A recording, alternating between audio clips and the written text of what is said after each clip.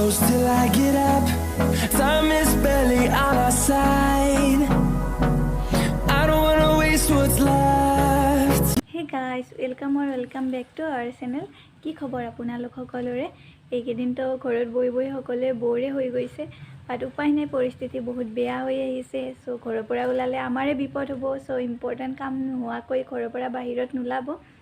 So ঘৰতে থাকক আৰু আমাৰ ভিডিঅ'বোৰো চাই থাকক। নিজৰ কামো কৰিব, কিন্তু আমাৰ ভিডিঅ'বোৰো চাব। তো আজি মই আপোনালোকলৈ চিকেন বিৰিয়ানীৰ ৰেচিপি এটা লৈ আহিছোঁ। তো ভিডিঅ'টো শেষলৈকে চাই থাকিব। মই সুনুৰ বাৰ্থডে দিনাখনে বিৰিয়ানী বনাইছিলোঁ, বাট ভিডিঅ'টো এডিট কৰিব সময় পোৱা নাছিলোঁ। সো আজি আপলোড কৰিব লৈছোঁ। আৰু আপোনালোকৰ বহুতেই মোক সুধিছিল যে সুনুই কি কৰে। তো সুনুই বিজনেছ কৰে। তেওঁৰ টিহুত 10খন দোকান আছে, এই গোটেইকেইখন ভাড়াত লগোৱা আছে, তাৰোপৰি ছাইড বিজনেছ আছে। সেয়াই আৰু। তো আজিৰ ভিডিঅ'টো শেষলৈকে চাই থাকক আৰু ভাল লাগিলে লাইক কমেণ্ট শ্বেয়াৰ কৰিব নাপাহৰিব। আৰু প্ৰথমবাৰৰ বাবে যদি আমাৰ ভিডিঅ' চাই আছে তেতিয়াহ'লে প্লিজ আমাৰ চেনেলটো ছাবস্ক্ৰাইব কৰি দিব আৰু ওচৰতে থকা বেল আইকনটো প্ৰেছ কৰি দিব। তো বলক এতিয়া ভিডিঅ'টো আৰম্ভ কৰোঁ। প্ৰথমে মই কণীকেইটা, কাজু বাদাম আৰু পিঁয়াজখিনি ভাজি ল'ম। তাৰ কাৰণে মই কেৰাহীখনত তেল দি দিছিলোঁ আৰু তেলখিনি গৰম হোৱাৰ পিছত এতিয়া মই কণীকেইটা দি দিছোঁ। এতিয়া অকণমান নিমখ আৰু হালধি দি দিলোঁ। এতিয়া মই কণীকেইটা ভাজি ল'ম।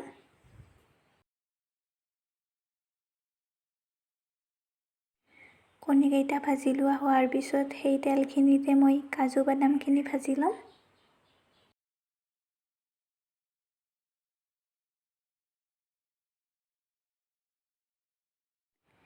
এতিয়া পিঁয়াজখিনি ভাজি ল'ম। পিঁয়াজখিনি অকণমান খৰকৈ ভাজি ল'ব।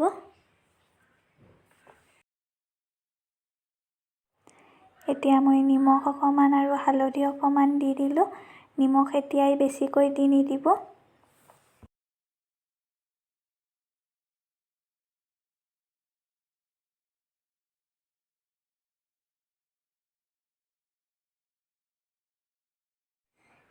এই গোটেইখিনি ভাজি লোৱা হৈ গ'ল। এতিয়া মই বিৰিয়ানী গ্ৰেভিখিনি বনাই আছোঁ।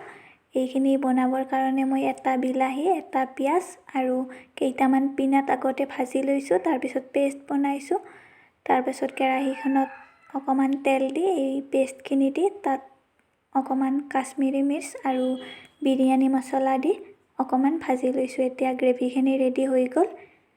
মাংসখিনি বনাবৰ বাবে মই পিঁয়াজখিনি মিডিয়াম চাইজত কাটিছোঁ, বিলাহীখিনি দীঘলকৈ কাটিছোঁ আৰু এইখিনি নহৰু, আদা আৰু গৰম মছলাৰ পেষ্ট। এতিয়া কেৰাহীখনত তেল গৰম হ'ব দিছোঁ। তেলখিনি গৰম হোৱাৰ পিছত এতিয়া মই পিঁয়াজখিনি দি দিলোঁ আৰু লগতে নিমখ দি দিলোঁ। নিমখখিনি দিলে পিঁয়াজখিনি সোনকালে সিজি যায়। এতিয়া মই গল্ডেন ব্ৰাউন হোৱালৈকে পিঁয়াজখিনি ভাজি ল'ম।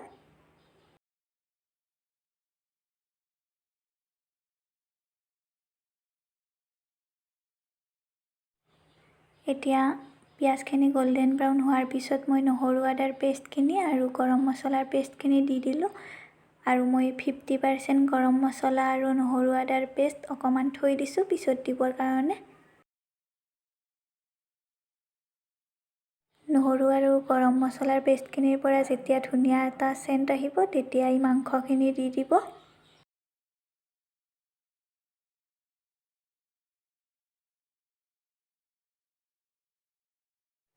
হালধি নিদিয়াকৈয়ে 5ৰ পৰা 7 মিনিটমান এনেদৰে ভাজি ল'ম।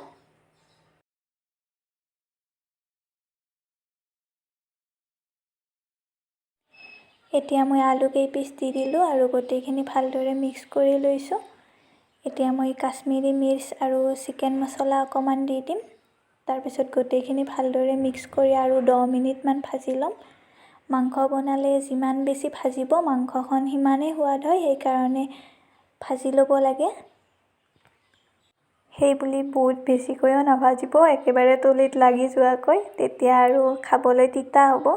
এতিয়া মই হালধি দি দিলোঁ আৰু গোটেইখিনি ভালদৰে মিহলাই লৈছোঁ।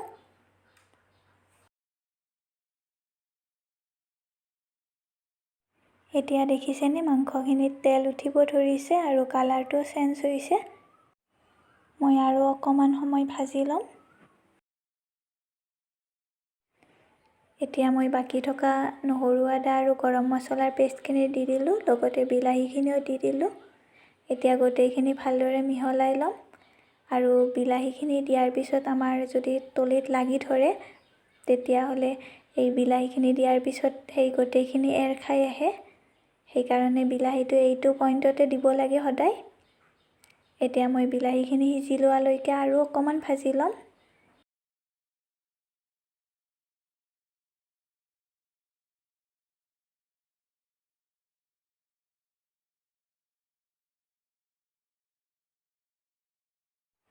এতিয়া মই পানী দি দিলোঁ আৰু এটা উতল অহালৈকে এইখিনি সিজিব দিম।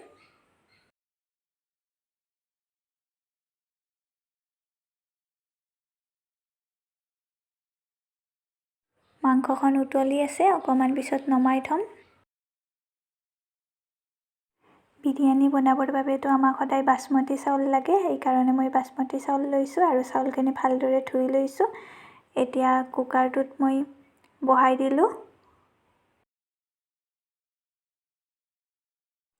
বিৰিয়ানী বা পোলাও বনালে সদায় আমি জোখতকৈ অকণমান পানী কমকৈ দিব লাগে, মানে এনেই আমি যিমান পানী দিওঁ তাতকৈ অকণমান কমকৈ দিব লাগে। এতিয়া মই এটুকুৰ ডালচেনি, 3টা ইলাচি আৰু 2টামান লং দি দিলোঁ।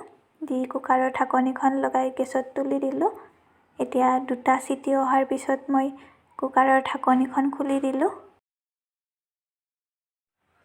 আমাৰ মাংসখন ৰেডি হৈ গ'ল। দেখিছেনে কিমান ধুনীয়া কালাৰ আহিছে। এতিয়া আন এখন কেৰাহীত মই মাংস অকণমান দি দিছোঁ। তাৰপিছত এতিয়া ইয়াৰে ওপৰত মই ভাতখিনি দি দিম। মই 3টা লেয়াৰ দিম এনেকৈ।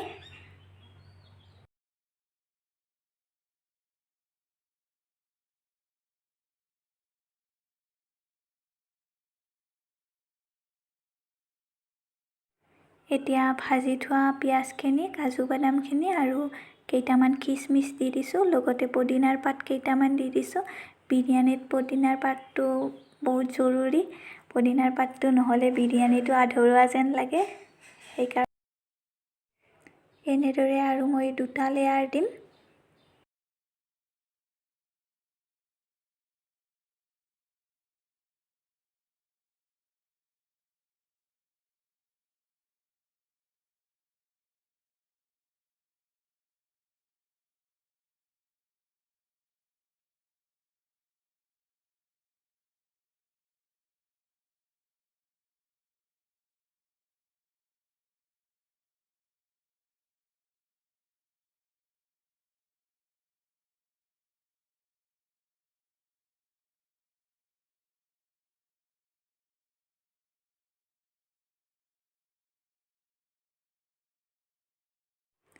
একেবাৰে ওপৰত এতিয়া কণীকেইটা দি দিলোঁ।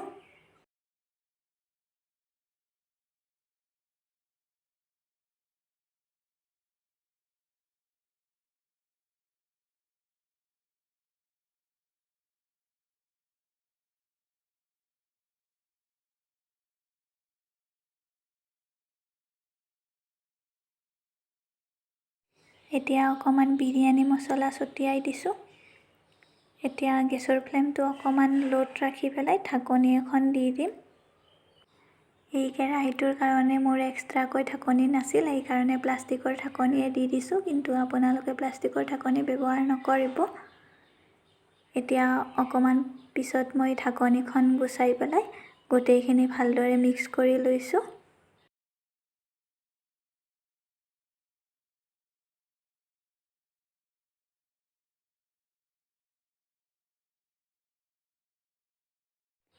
আমাৰ চিকেন বিৰিয়ানী ৰেডি হৈ গ'ল। এইখিনি বিৰিয়ানী গ্ৰেভি, এইখিনি চালাড আৰু এইখিনি মাংস। তো আপোনালোকে যদি ভিডিঅ'টো ভাল পাইছে তেতিয়াহ'লে প্লিজ লাইক, কমেণ্ট, শ্বেয়াৰ কৰি দিব আৰু লগতে আমাৰ চেনেলটো ছাবস্ক্ৰাইব কৰি দিব। আজিলৈ ভিডিঅ'টো সামৰিলোঁ। বাই।